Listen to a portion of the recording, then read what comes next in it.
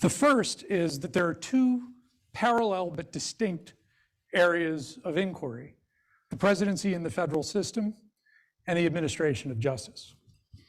Another way to look at it is that the two are connected: the presidency in the federal system and the administration of justice. Now, typically, what that means is the president supervises the administration of justice. The Miller Center was founded in 1975, coming up on our 50th anniversary, and at that time, the country had just come through the experience of the president being the subject of inquiry in the administration of justice. That is, Richard Nixon stepping down just in advance of being impeached. Our most recent past president was twice impeached, but not convicted in either case. The penalty for impeachment, of course, is being removed from office and not being able to serve again. It now appears, however, we are on the verge of former President Trump potentially being indicted for crimes, not once, but possibly at least 4 times. The penalties for those crimes are another matter indeed. In at least one of those cases, or actually 2 of those cases, a federal special investigator has been named. That investigator is drawing on evidence and testimony compiled in the year-long investigation by the House of Representatives Special Committee on the events of January 6th. We're really fortunate to have an expert of the first order with us, who has been a major player in the January 6th investigation. He also happens to be a dear friend to many of us and a member of the UVA family, Tim Heaphy. Tim has been a member of our community for 40 years. He received his BA and JD from UVA. He served as the university's general counsel from 2018 to 2022. Before becoming a partner at Wilkie, Farr & Gallagher, he served as the U.S. Attorney for the Western District of Virginia, based here in Charlottesville. And in 2017, Tim led an investigation and wrote a report commissioned by the city about the Unite the Right rally, which has very special and important connections to the January 6th investigation. Most importantly, for today's purposes, Tim served as the lead investigator for the House Special Select Committee on the January 6th attack on the US Capitol. That meant he oversaw an 18-month investigation and helped write the final report that recommended criminal charges against former President Trump. In full disclosure, Tim and I are not only UVA classmates and also former colleagues, but we're also close friends. But I'm not the only one who shares that with Tim. We just discovered that one of our tech assistants here, Rob Canavery's father, Bob Canavery, was the dean of students who was Tim's mentor 40 years ago when Tim was co-chair of resident life at UVA. Tim's wife, Lori, who's here in the front row, produced for the Miller Center with VPM a documentary about President Bush 41's foreign policy team and how they successfully brought a peaceful end to the Cold War. So we're delighted that Tim has come back and agreed to join the family and friends here and explain how the committee went about its work, including its recommendations to indict former President Trump, but also how the violent groups that were present on the Capitol on January 6th and who stormed the Capitol were many of the same groups that we had here in our community just a few years before. So Tim, thank you, and thank you for your service, and welcome to the Miller Center. Thanks for the invitation, Bill.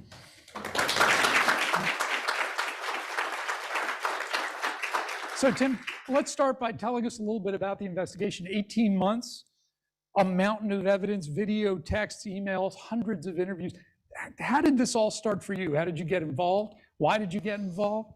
And how did you put it all together? So lawyers become sort of accidental experts on things over the course of their careers based on the work that they do. And having done the report about Charlottesville, I was one of the few people that had spent time thinking about political violence and management of mass demonstration events. I had a good friend from law school who was in the House Congressional Leadership, Sean Patrick Maloney, and when the speaker formed the select committee, Sean reached out to me and said, they're looking for staff, people to run the select committee investigation, looks a little bit like what you did in Charlottesville. Are you interested? I said, well, I got this great job at UVA, but maybe I could get my boss to give me, a leave of absence and do it. And sure enough, he was a tough boss, but another friend and President Ryan said, absolutely, you should do that. And I initially did it thinking it would be temporary, but it became much more intense and ultimately had much more consequences. So I said yes, and I took on the role of Chief Investigative Counsel. And it was a sprint to the finish. I mean, the immediate challenge, Bill, was a ticking clock. We knew that we expired at the end of the Congress. And this was when I started August of 21. The end of the Congress was the very end of the year 2022. So we knew that we had a lot to do and not a lot of time to do it. So we were consciously mindful at all times of the deadline. And that made us move quickly. It made us get more quickly to the point. It gave us a sense of urgency throughout. In any investigation, you could spin those things out forever. And sometimes there comes a point where you have to say, do we have the core story? And we reached that point relatively early. And I think we got the core story despite the urgency and the deadline. Mm-hmm. You say we. Who's we? So my first task was to hire a bunch of people, a lot of lawyers. We ended up with about a 20 lawyer staff, another 10 or 15 subject matter experts or researchers, professionals, professional staff members. And we organized them around subject matters, each of which was related but distinct. We had these 5 color-coded teams where we had a red team that was focused on the organization of the riot, right? Red for the sort of MAGA hats, the people that came together to march on the Capitol. The blue team was the law enforcement and military response, intel assessment, and then management of the event. And we had the purple team that was focused more broadly on domestic violent extremism. And this was really the latest in a series of events that unfortunately has continued even after January 6th. And then we had the gold team, which was focused on kind of the political coup, the stop the steal election fraud, false election fraud narrative. And then we had the green team that was focused on funding streams. So my role was to hire the lawyers and the others for each team, and then to manage their day-to-day work, to ensure they were coordinating, to make sure they were sharing information, to make sure that we were efficient with those resources in the limited time that we had. I want to go into the role of the members of Congress here too, because you were a federal prosecutor, but in this case, you were not entirely in charge in the way that you are when you were a federal prosecutor. But just give us some data on how many people you interviewed, texts, emails, public video footage, TV news footage, documentary. There's a mountain of evidence. Blessing and a curse for an investigator when you're looking at an event that is so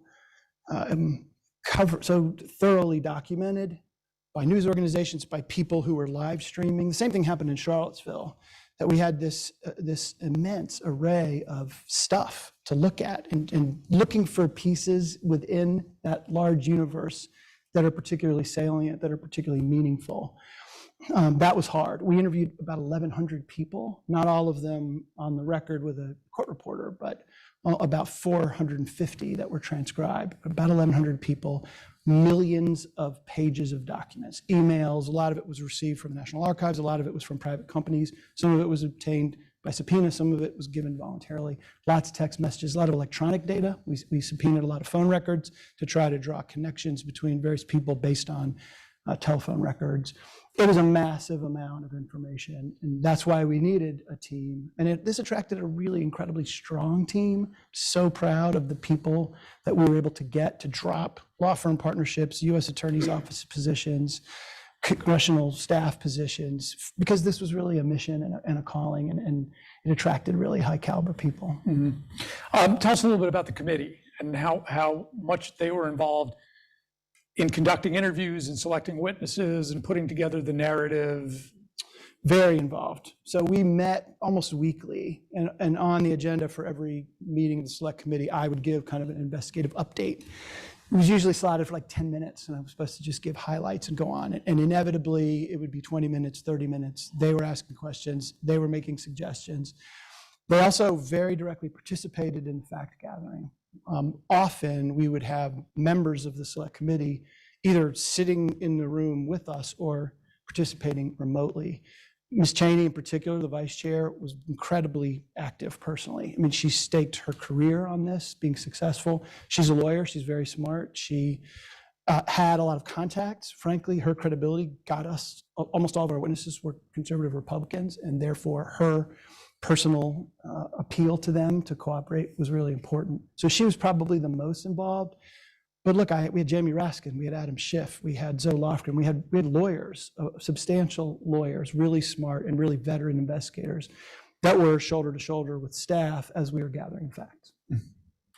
I want to jump right to the end. Indicting former President Trump on crimes, or at least the recommendation to indict former President Trump on crimes. Let me just ask first the question about crimes. I think the former president has said Article 2 means that if the president says and does something, it's not a crime. He didn't go to law school.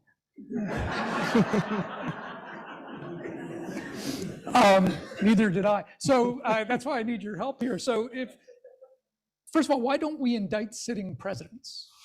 The Office of Legal Counsel at Justice has issued an opinion, it doesn't have the force of law, but it's an opinion of the Department of Justice, that it would be disruptive for the president to be indicted, that he or she can be accountable for acts after leaving office, but that it would be disruptive to the smooth functioning of government to have investigative activity, prosecutive activity while in office. Bob Mueller cited that actually in the Russia investigation. And his interpretation of that was not just he could not be indicted, but special counsel couldn't conclude affirmatively that he committed a crime because it would be unfair. There could not be a trial. He wouldn't have an opportunity to defend himself. But the opinion explicitly says that does not mean that that is a lifetime immunity, that after a president leaves office, there can be criminal charges. And look, the fundamental principle of our justice system is that no person is above the law, and that if you're the president to someone who is homeless and has a substance abuse problem, you are treated the same in the eyes of the criminal law. That's always been the tradition in this country. It hasn't been tested to the degree of a former president being charged with crimes. That's never happened. But I think, as you said in your intro, I think it's about to happen. Mm-hmm. If the president was already tried for this through his second impeachment, can he be tried again? Isn't there double jeopardy here? Impeachment is a very different, you didn't go to law school either. Please don't tell my kids that, okay? Very different standard, right? Impeachment is a person fit to maintain his or her position in office. There isn't a beyond a reasonable doubt standard. A criminal standard is very high, right? You have to find 12 random jurors to find beyond a reasonable doubt that the elements of a criminal statute have been violated. So there are different processes with different goals and different standards of proof. There is no double jeopardy bar. Jamie Raskin, who was the second impeachment manager, has said to us several times, if we had access to all the information that we gathered on the select committee before that rushed second impeachment, he thinks the outcome would have been different, right? That impeachment was focused on essentially what happened on January 6th, the incendiary rhetoric of the president at the Ellipse, his inaction during the riot, which were important to us, but we sort of zoomed out from that and found that there was a multi-part plan over time to prevent the transfer of power. And the second impeachment didn't have access to it. So it was more than one crime, right? There were several recommendations for indictment. What were those?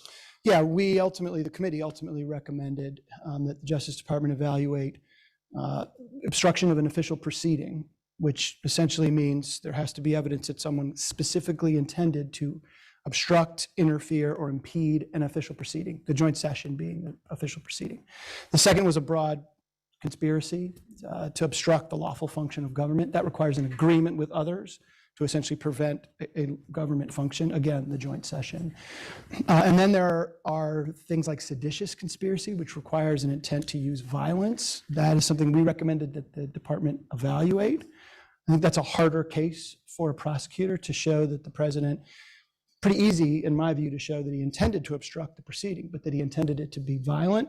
That is a harder intent showing, but we recommended that he evaluate that. And then there were false statement recommendations, the submission of these fake elector certificates purporting to be certified by state authorities when they were not.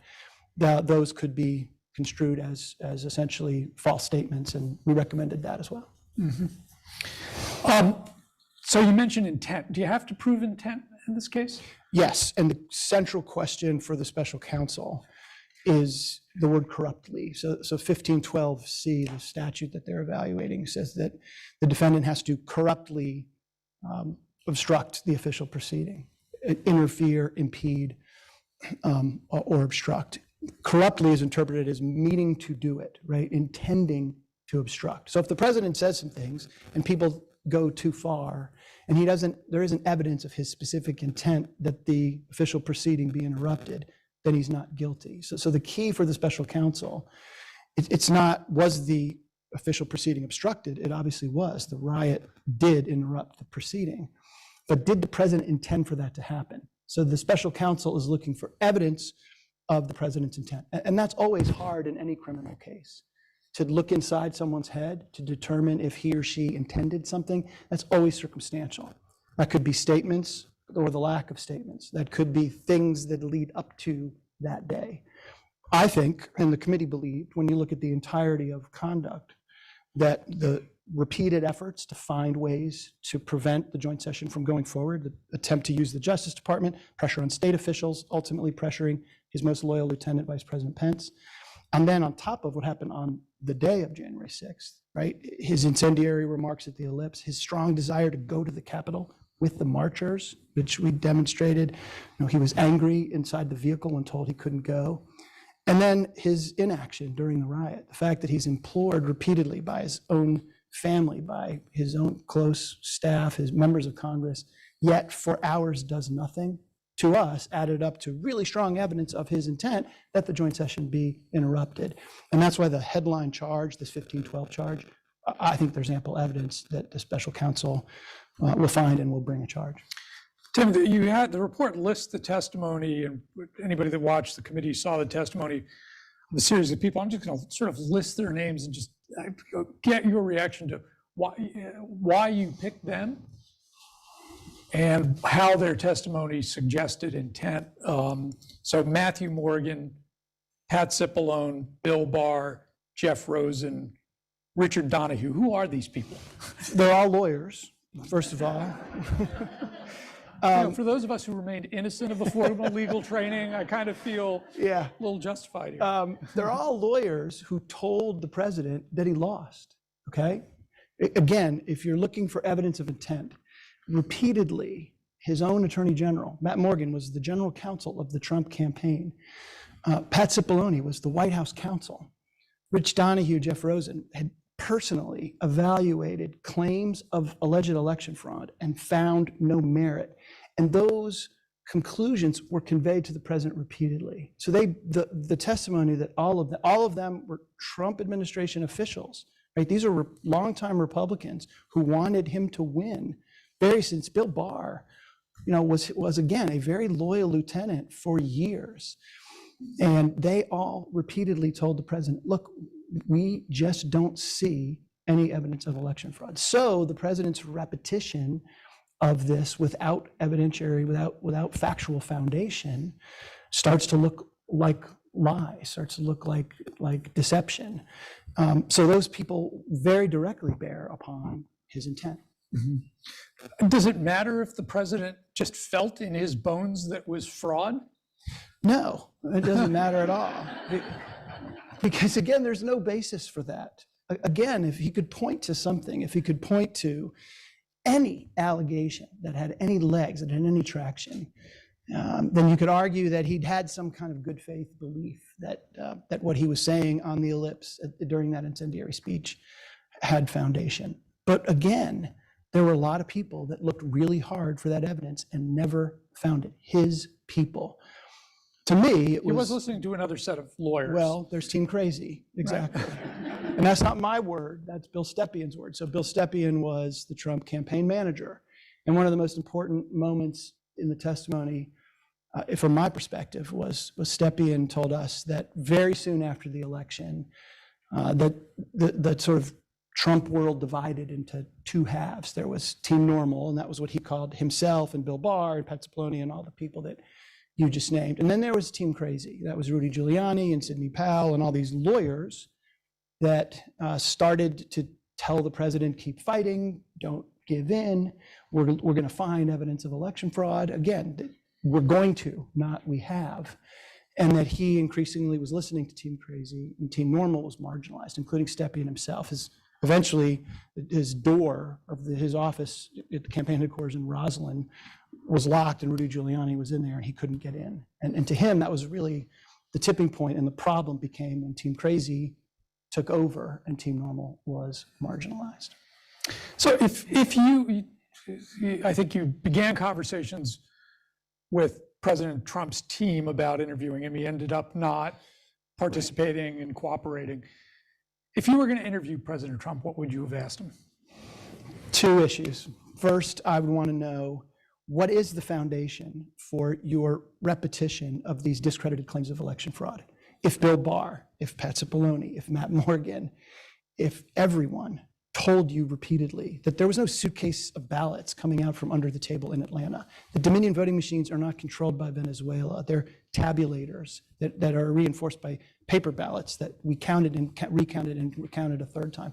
What is the basis of your, to this day, continued repetition of these discredited claims? That's question one, to get inside of his belief about these claims of election fraud. And then the second is, I'd want to know what he was thinking and doing during the riot. Again, we had so much evidence of people who implored him to act. People, sir, have breached the Capitol. There are people marauding through the halls of the Capitol. You need to call them off. And the president, for hours, did not act. And I'd want to know, if he were to talk to us and tell us the truth, what he was thinking. We have some anecdotal evidence that he was watching TV sort of gleefully and sort of, hey, look at my people and look how strong they are.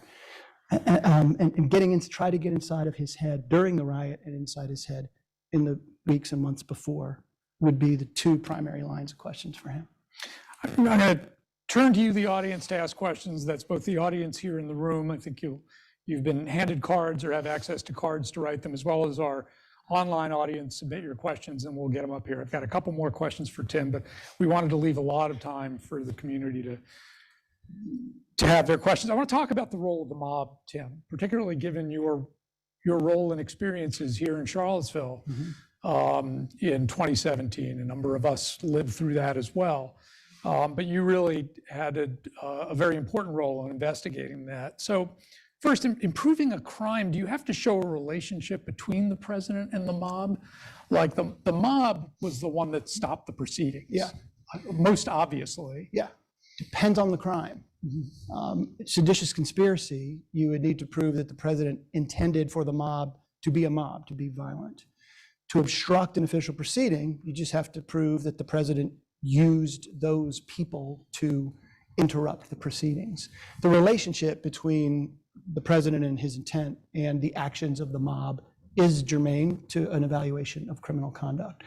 A lot of people, speaking of the mob, who were there, sincerely believed that the election had been stolen. But that was just one impetus among many. And this is a commonality between January 6th and the Charlottesville events. These events start with a core issue. On January 6th, it was the election. But there were a lot of people that we talked to that were just angry at government. They were angry at COVID masking and vaccination requirements. They were angry that the government is promoting diversity and equity. And there was a racial element there as well. Charlottesville started about statues, but it quickly became about race and about great replacement and white nationalism. So one of the lessons of both events is that there are a lot of people in this country that are just sort of dispossessed and don't believe in government, they don't believe in media, they don't believe in higher education, they don't believe in science, they don't believe in the traditional processes by which you and I get information and rely upon for facts, for truth. They don't.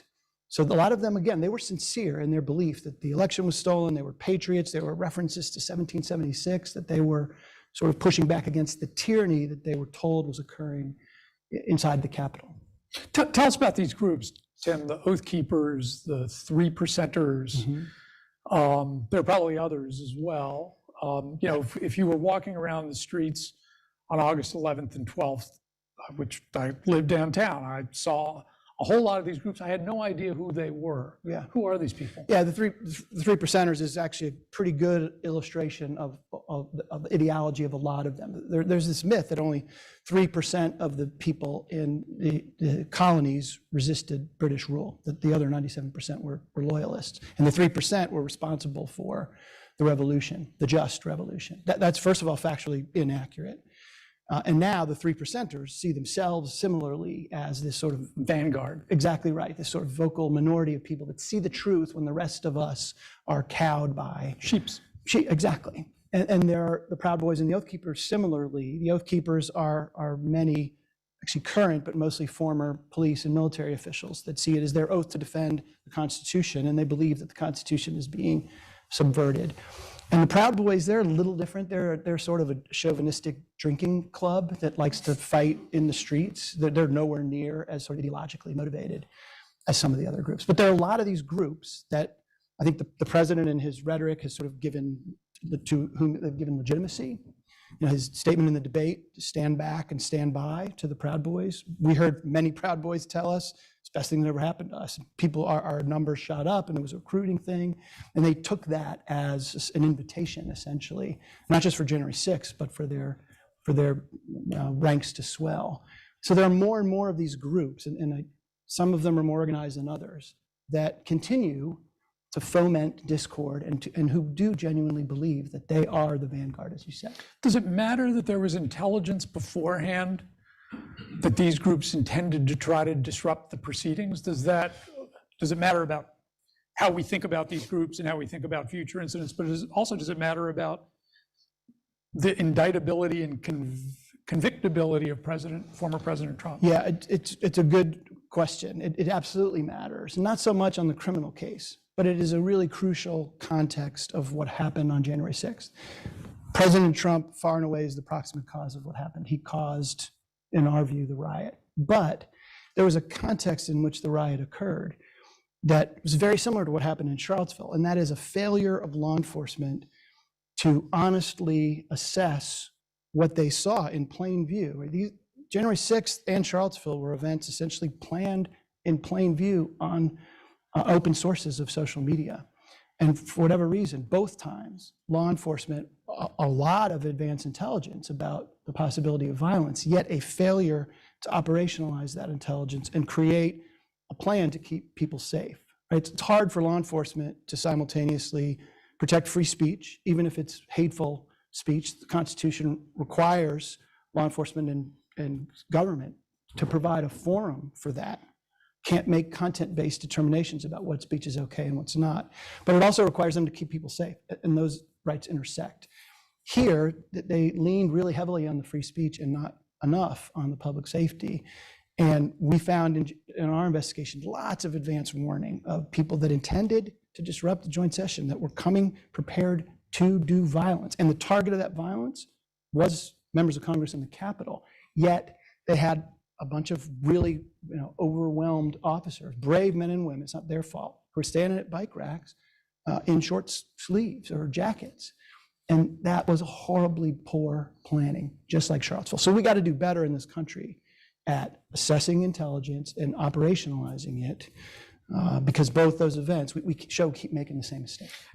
Conservative critics of your investigation and of former Speaker Nancy Pelosi say she's responsible. Is she responsible? Nancy Pelosi was told by the chief of the Capitol Police on January 5th, we got this under control. We have sufficient resources. We don't need the National Guard. They're standing by if necessary. She relied upon the law enforcement professionals, the sergeants at arms of the House and Senate and the chief of the Capitol Police, who reassured her. There was a false sense of security. Again, just like Charlottesville. The lead operational planner of the Charlottesville event told me, Tim, we have big events in Charlottesville all the time. Dave Matthews shows and the Dalai Lama. I'm like, but at Dave Matthews' show, people aren't trying to kill each other, trying to hurt each other. It's fundamentally different.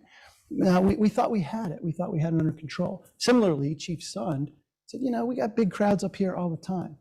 Failing to appreciate the fundamental difference here, which was what's going on inside that building by that vanguard of people is traitorous, and we have to stop it. There was lots of evidence of that, yet they just failed to appreciate it. You mentioned before the role of social media. Tell us a little bit more about that. I mean, we all remember former President Trump's Twitter feed, and that certainly plays into the events of the day. But there are a whole bunch of, particularly on the intelligence side, a whole bunch of other social media channels that these groups are communicating. How did you investigate that? Does it remain a major issue of that's another, intelligence and investigation? It absolutely does, and it's another good question. So more and more people in this country get their information through social media platforms. There was a man who testified at one of our hearings named Stephen Ayers, and he had pled guilty to being one of the rioters, to going inside the Capitol. And he told us, he was a carpenter in Erie, Pennsylvania. He was a Trump supporter, and he was surprised that when the president lost.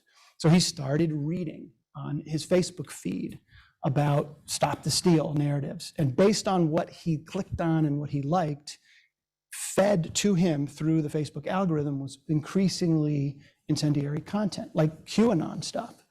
So here's a guy who, curious about the election, who through social media started reading about all this stuff that was straight up false, misinformation. Then he found an affinity group of other people who on Facebook formed a group to start talking to each other about this. And before he knew it, he's at the Ellipse on January 6th, and then he's inside the Capitol, right? So I don't mean to excuse him. We're all responsible for what we choose to read and what we choose to do. But in this country now, these platforms have huge authority in terms of what information gets pushed to their users. And they don't have the same legal accountability as news organizations. There's something called Section 230, which essentially says that the platforms are not like the New York Times or like ABC News. They don't have any obligation. They're free speech zones. And that is another area where we should have conversation. What legal obligation to moderate content, to flag misinformation, do those platforms have? Tell us a little bit about the witnesses from those platforms that you've interviewed. What did they say about the events of the day and the things leading up to it? Yeah, officially, Facebook, Twitter, YouTube were very resistant to cooperating with us. And we ultimately had to subpoena them for records. And much like a lot of other individuals, they knew that by contesting subpoenas with litigation, they could essentially run out the clock. So we were engaged in that with Facebook and Twitter when we ran out of time. So we never got their after action reports or their official cooperation with the committee. Thankfully, there were people inside of both companies, whistleblowers, who told us the truth. There's a woman named Annika Navroli, who was one of the safety and security team at Twitter, who actually recorded a Twitter internal meeting from January 5th, where she's saying, look, I'm seeing on the platform lots of people there saying that this is going to be violent. What are we doing about this? Are we flagging them? Are we deplatforming them? Are we coordinating with law enforcement? And the response was, well, that's John's job, and he doesn't start until 8 o'clock tonight. We'll put a note in his box. So they were not sufficiently focused on the content that was plain on their own platforms. And again, we need to talk about how social media companies are regulated and the work that they do themselves to moderate content. I want to tie it back to the January 6th, the day itself, because it obviously played a role that day, and particularly you'd mentioned before Vice President Pence and the targeting of Vice President Pence. Can you tell us a little bit about that? About how, first of all, prior to say the 5th, where President Trump starts naming Vice President Pence, how much of a focus of these various groups was Vice President Pence?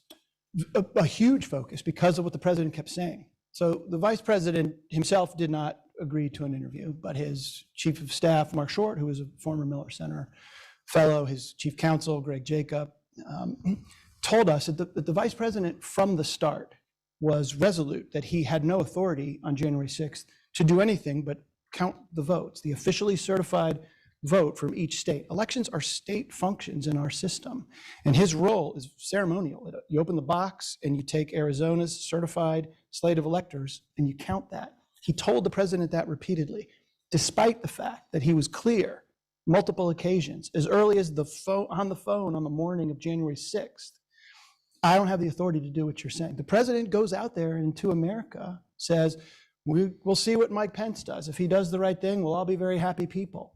If he doesn't, we won't be so happy, right? He launches the mob at the vice president, knowing that the vice president is not going to do, doesn't have authority to do what the president is openly telling people that he does have the authority to do. That, to me, is essentially the last desperate step of this multi-part plan, is to launch the mob violently at his own vice president, who's inside the building. So the vice president's at the center of all of this. He held firm. He was a danger. He was 40 feet away from rioters. We were able to, because of the surveillance cameras inside the Capitol, determine that at one point, literally just down the hall, 40 feet away, this angry mob with here to the back of this room. Yeah, exactly. And from the vice president. That's frightening. And again, we came so close. I didn't realize how close we came to a different outcome on January 6th. But for heroic men and women in law enforcement, people resolute like Pence doing the right thing, it could have had a different outcome. All right, so I got one last set of questions, then we'll go to the audience cues. Thank you for sending these in. So on considering of issuing an indictment, on charging a crime, do you have to believe that a jury will convict? Like, it's going to be, if there is a trial of President Trump, particularly on these charges, as a prosecutor, do you have to know in your heart that this thing is going to be convicted? Yeah, look, you don't swing at the king unless you can knock him out, right? Like, this is a case where I would say the standard is sort of reasonable doubt plus.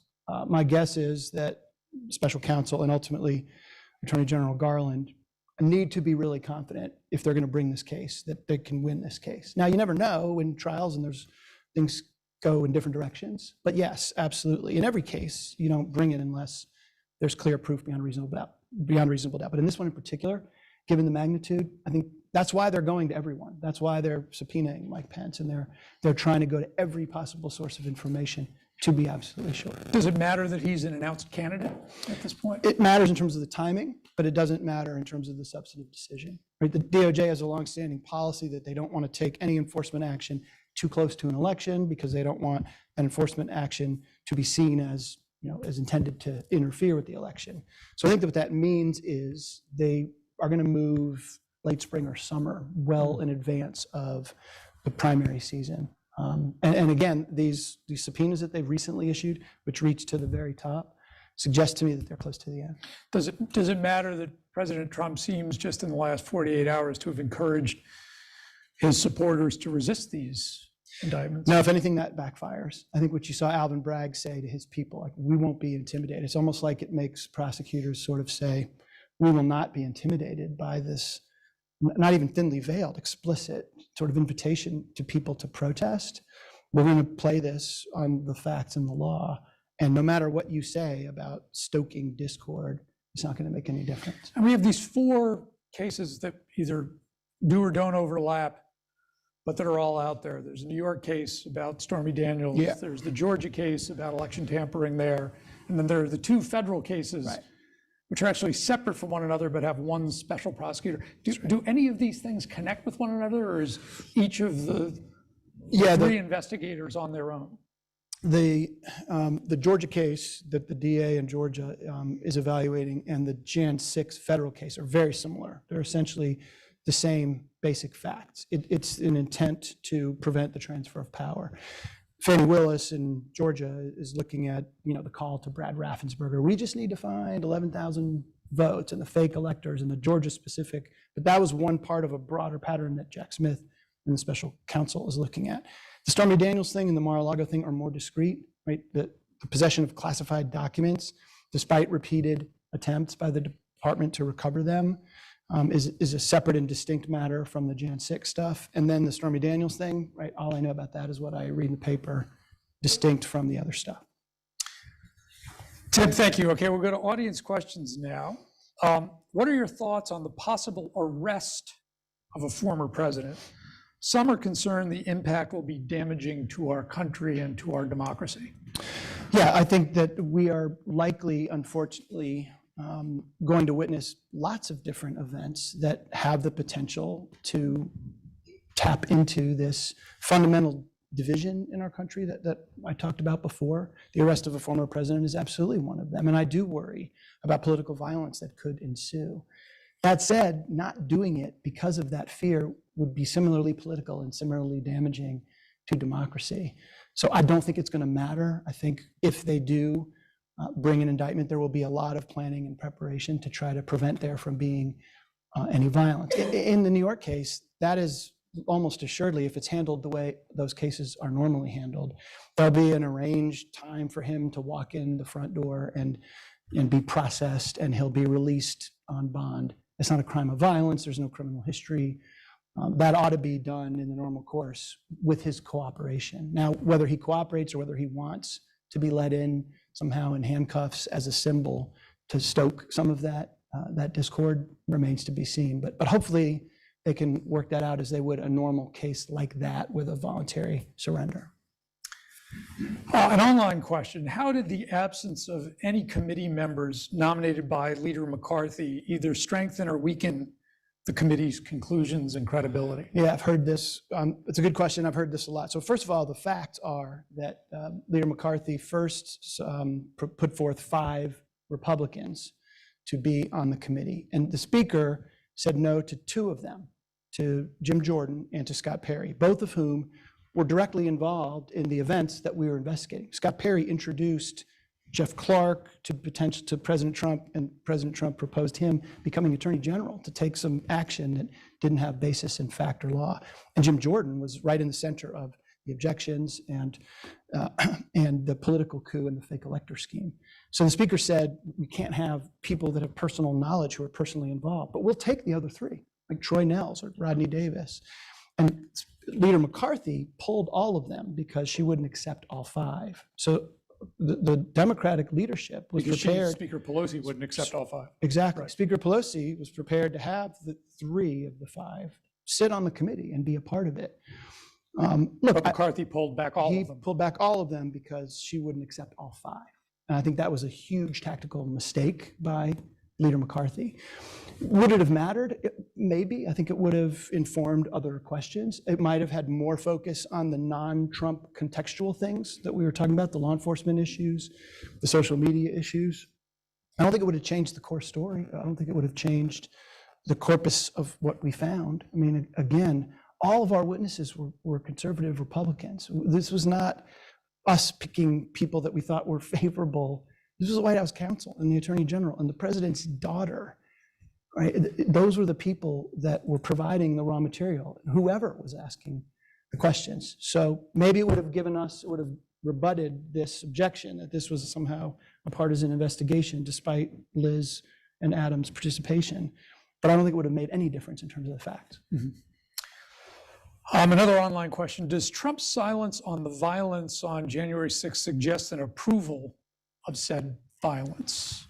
Yes, that is one interpretation of it. And I think the special counsel is very interested in what he said and did and didn't say or do during the violence. Because again, the crucial inquiry for Jack Smith is proving his specific intent. And if during the violence, he is not calling it off. He issued 2 tweets during the riot initially, both of which used the word stay or remain. He said, stay peaceful, which to me means stay at the Capitol, just don't hit cops, right? That's my interpretation. So I think his inaction during the riot directly bears upon his intent, suggests that he was pleased or approved of the fact that this joint session and the certification of his loss was forestalled. And at that point, it looked like it could be forestalled forever or indefinitely. So I do think it absolutely bears upon state of mind. And I know that special counsel is really looking closely at his conduct during the riot. I think this other online question goes to the special counsel. Why has it taken so long to investigate the tragedy? Now 18 months. Yeah, I think that got a late start. I think, no, that's 2 months, 2 years and 6 months by the time, if they follow your calendar. I think Attorney General Garland was initially reluctant to do things that he thought would look political. Their focus initially was on what I call the blue collar part of the case, the people that were breaking windows and hitting police officers. They were very slow on the white collar part of the case, the sort of political coup, the election stuff. It took us really developing that and leaks, frankly, from our investigation and then ultimately our hearings they were kind of trailing behind that. I think they realized there's evidence here that goes beyond the blue collar breaking of windows, and that motivated them. So they got a late start. They're also just going to be really thorough. They're going to do a thorough job, and that takes time. Please comment on Representative McCarthy's release of the January 6th footage to Tucker Carlson, only to Tucker Carlson. Do you expect convictions may be reviewed as a result? I think that means the convictions of some of the people who broke into the Capitol. Yeah, so first question, when we got access to surveillance footage from the Capitol, it was under very strict conditions. We had a dedicated terminal that was password protected, and only a couple of our staff had access to it. And then if we were going to use any clip in any hearing, we needed to go to the Capitol Police and say, here's the 17 seconds that we're going to use. And they would say, well, can you zoom in here so it doesn't show the exact corridor that is being used as an evacuation route? It's law enforcement sensitive information. And the Capitol Police didn't want the location of these cameras to be made public so that people in the future could sort of get around that surveillance. I don't know that there was any such agreement with Tucker Carlson or Fox News. I think it was just given to him without any restriction for use. The second part of the question is, will it cause review of conviction? So some Jan 6 defendants, both pending cases and prior cases that have already been adjudicated, have said, hey, there's exculpatory stuff in there that we're entitled to, right? We should have been given that, or should be given it now, because we then can use it in our defense. There's a principle in the law. The Supreme Court has said that prosecutors have to give defendants in criminal cases anything material and exculpatory. And there's an argument that all of that footage is somehow both. And no basis. I don't think it is material or exculpatory, but I do think it puts the government in a position of saying, okay, fine, have at it. You can have access to anything you want. I think what the government has said is, if you identify particular locations and times, we will ask Capitol Police to provide that footage for you. I don't think they're going to go back and revisit any conviction. I want to pause on this for a second. You collected all this testimony, over 1,000 witnesses, data and all, but where does that live today? Where can somebody find that if they wanted to look for it? Yeah, it was really important to us that we don't just publish this report, but that we provide all of the information that we gathered for further public study, right? You can look at the 845 pages and find a lot of omissions of like a lot of this social media stuff, for example, that we were talking about, isn't really fully developed in the report, but all the transcripts. Because you only had 845 we only pages had to do it. 845 pages. There's a lot in there. So you don't just see the sum of the equation, you can see the worksheet and all the raw material that goes into it. All of that is posted online. It's posted on, I don't remember the site, a government site, but now it's been scraped by lots of think tanks and universities. The documents have all been sent to the National Archives. All of our documents have been cataloged at NARA, and I believe, I don't understand fully their process, but are available for further study. We knew that we were speaking to history, and that the report would be just sort of the tip of the iceberg, and it was important for scholars at places like the Miller Center to be able to look at this stuff and continue to derive lessons from it. Do you foresee ever learning the identity of those who planted bombs during the introduction? There were these pipe bombs that were discovered afterwards. Yeah. What do you know about that? I don't know much about that. And I'm not sure the FBI does either, or ATF. Just to bring everybody up to speed, there were 2 pipe bombs placed. I think one was at the RNC and one was at the DNC just before the riot started. And the sort of law enforcement theory is that was meant to draw law enforcement resources over to those locations to make the Capitol more vulnerable. That's an active criminal investigation. I know it's a priority at the FBI and at ATF. I don't have any information as to how close they are. We asked people about their knowledge of it without much success. So I don't know the answer to whether it'll ever be solved. Mm-hmm. Tim, you mentioned before the Green Team. I think that this question goes to the Green Team. Was anything discovered about funds provided to resistors to come to the Capitol to fight, in quotation marks? Yes, there was a lot of money that came from various sources that went to directly support the rally, pay for bus transportation, pay for lodging. We didn't find any evidence of foreign money. We found evidence, we looked for it, but didn't find it. What we also found really interesting was that there was a huge profit motive of Stop the Steal. Right? Like we tend to assume that that was the intention of the Stop the Steal narrative, was to stay in power. We also found a lot of evidence that the president and his enablers knew that this was a huge lucrative moneymaker. It still is, Still right? is. I personally think that that was as powerful a motivation as anything, that a lot of this was a grift, that continuing to bang the drum of election fraud has people send in their $10 a month.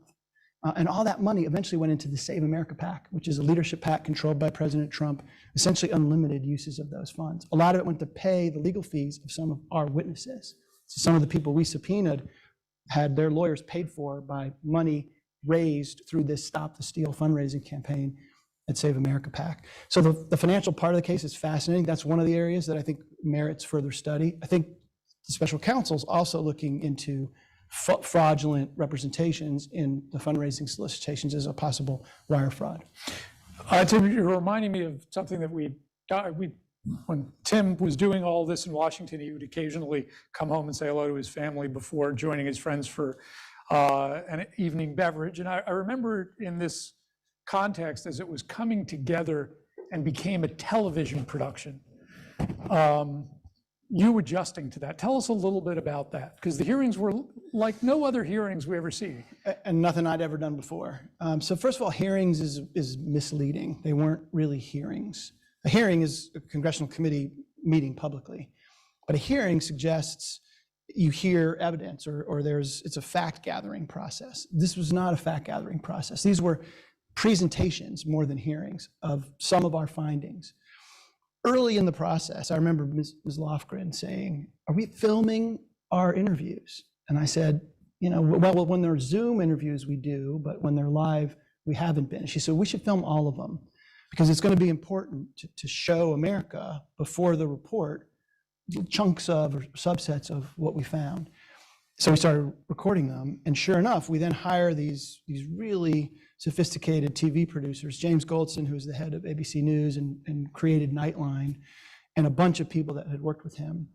So we had this weird collaboration of lawyers and TV people that together were scripting these presentations. The goal was an honest accounting of what we were finding in advance of the report to help tell the story over time. It's like a miniseries. Like a miniseries. And look, when I started this work, I read the 9/11 Commission report, and you connected me to Philip Zelko, and I had dinner with Philip and Crozet, and I was looking at the 9/11 Commission as kind of, the template.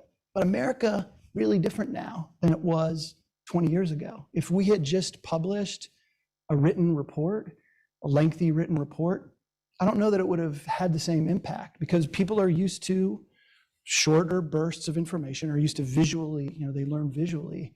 So this was the committee members. This was not us. This was the politicians on the committee that knew that to persuade America, to have our findings really resonate, we needed to do them visually. We needed to hire people that could help us convey the information visually. So all those clips of interviews, who knew that like lawyers asking questions in conference rooms would be like interesting television? I was skeptical, but it's the raw material, right? It's behind the scenes how it really happened. It's one thing for Jamie Raskin to say, and Pat Cipollone told us the following, but to see Pat, roll his eyes and squirm in the seat and have to, answer, that really resonates with people. Mm-hmm. And I think it changes the game going forward. I think congressional hearings from now on, you're going to see lots more video. You're going to see opening statements and members using video because it was really compelling, because we live in an information age that is visual.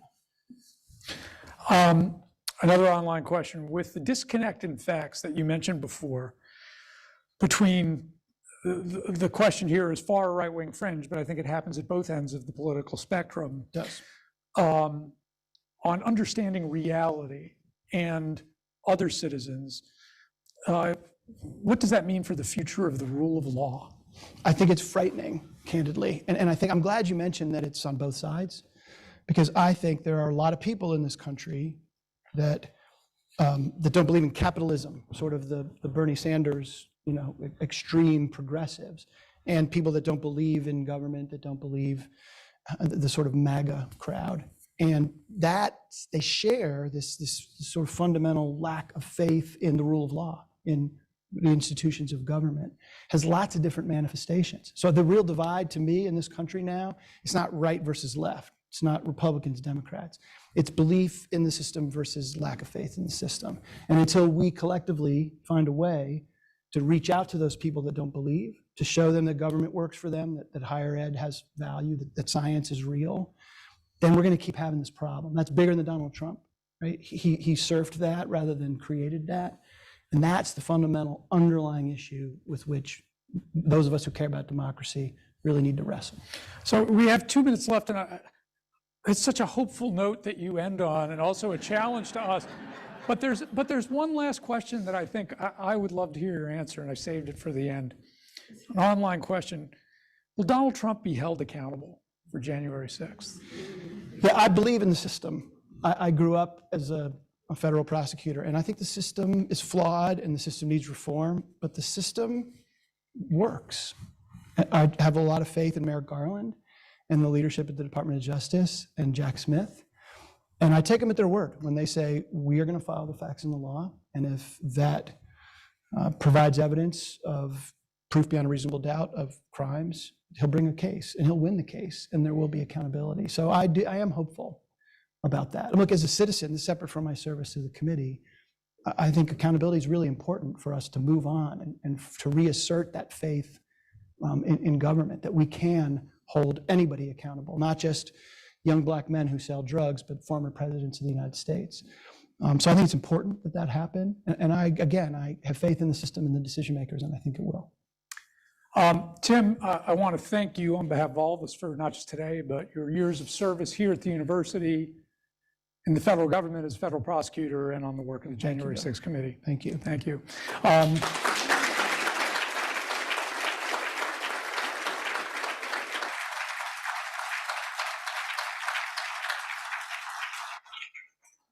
I want to thank all of you for coming and for this great questions. I'm not sure we've ever had that string of terrific questions before.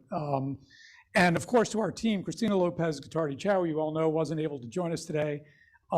Reed Forbes stepped in to help manage the event, along with Alfred Reeves and our development and event and tech teams here, and everybody else at the center that does this work. We have a very high turnout of faculty today, because Tim's work is so relevant to our work in presidential studies. They rearranged another meeting they were having because they all wanted to be here. Tim, thank you for my pleasure. Thanks for having me. And thanks to all of you. Yeah.